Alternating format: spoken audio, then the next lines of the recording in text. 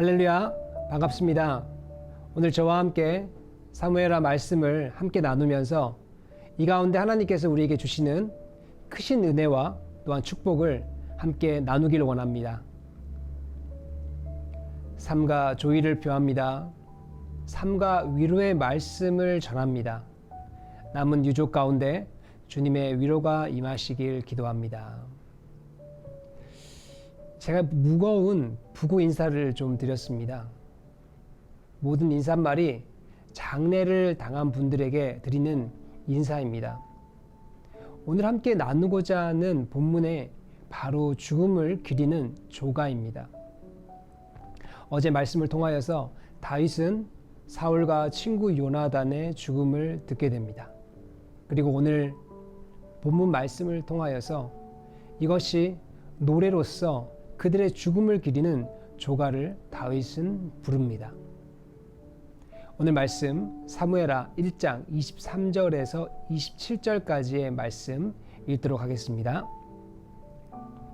사울과 요나단이 생전에 사랑스럽고 아름다운 자이러니 죽을 때에도 서로 떠나지 아니하였도다. 그들은 독수리보다 빠르고 사울보다 강하였도다. 이스라엘 딸들아, 사울을 슬퍼하여 울지어다. 그가 붉은 옷으로 너희에게 화려하게 입혔고 금놀이개를 너희 옷에 채웠도다. 오라 두 용사가 전쟁 중에 엎드러졌도다. 요나단이 네 산 위에서 죽임을 당하였도다. 내 영 요나단이여, 내가 그대를 애통함은 그대는 내게 심히 아름다움이라. 그대가 나를 사랑함이 기이하여 여인의 사랑보다 더하였도다. 오라 두 용사가 엎드러졌으며 싸우는 무기가 망하였도다 하였더라. 네, 죽음 앞에서는 원수도 아무 의미가 없어집니다. 서로 원망하고 미워할 대상이 사라져 버리기 때문입니다. 복수나 원수 관계도 상대가 있을 때나 가능한 법입니다.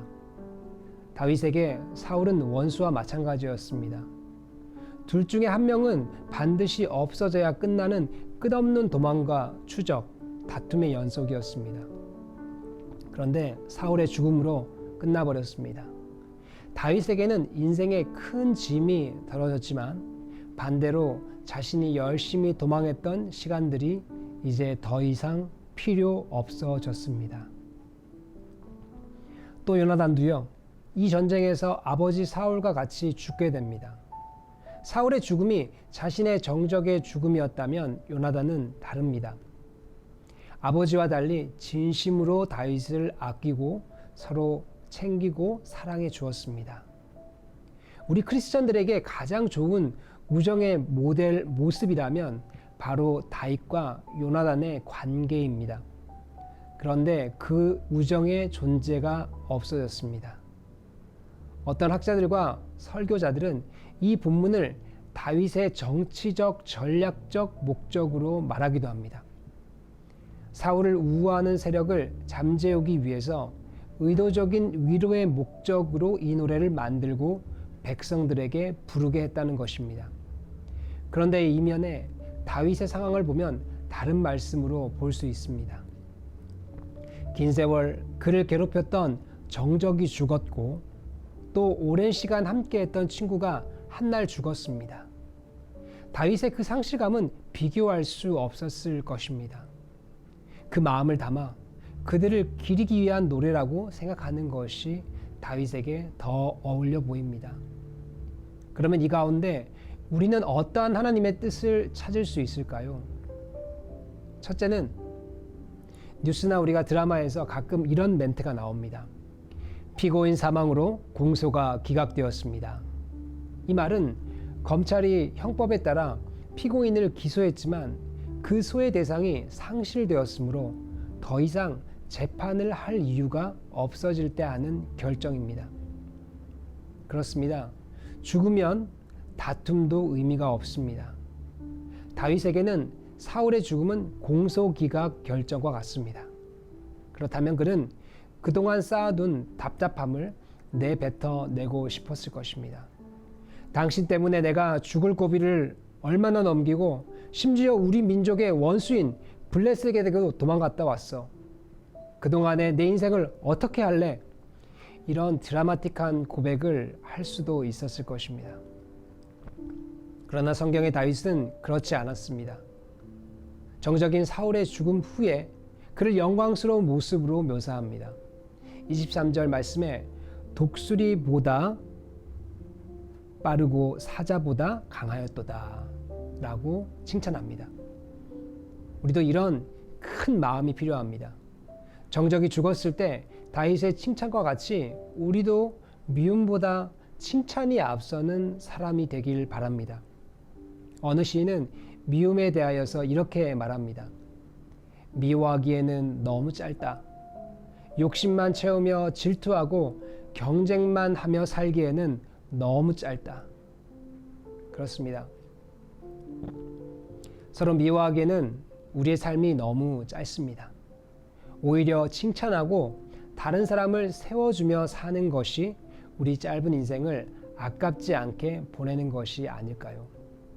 또 예수님의 계명과 같이 다른 사람을 사랑하고 형제를 내 몸처럼 사랑할 수 있는 방법일 것입니다. 오늘 하루 미움보다 칭찬을 많이 해주시는 우리 입술이 되길 바랍니다. 두 번째는 우리가 이 말씀 가운데서 하나 더 깨달아야 할 것은 다윗과 요나단의 우정입니다. 둘이 친했다는 것은 우리가 잘 알고 있습니다. 그런데 다윗은 그를 사랑함이 여성, 즉 이성보다 더했다고 합니다. 혹자는 이걸 가지고 동성애에 대한 곡해를 하기도 합니다.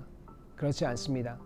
그만큼 아꼈다는 비유적인 표현인데 그것을 곡해해서는 안 될 것입니다. 예수님께서 우리를 사랑하시는 것도 이성 간의 사랑보다 더할 것입니다. 이성 간의 뜨거운 사랑은 잠시 없어지고 오히려 헤어지고 나면 만날 때보다 더 나쁩니다. 대신에 우리는 다윗의 아끼고 사랑하는 우정을 통하여서 우리 주님의 사랑과 감히 비교해 봅니다.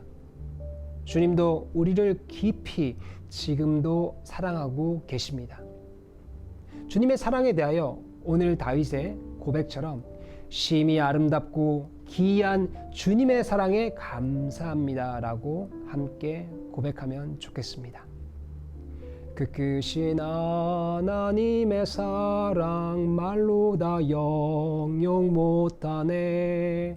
저 높고 높은 별을 넘어 이 낮고 낮은 땅 위에.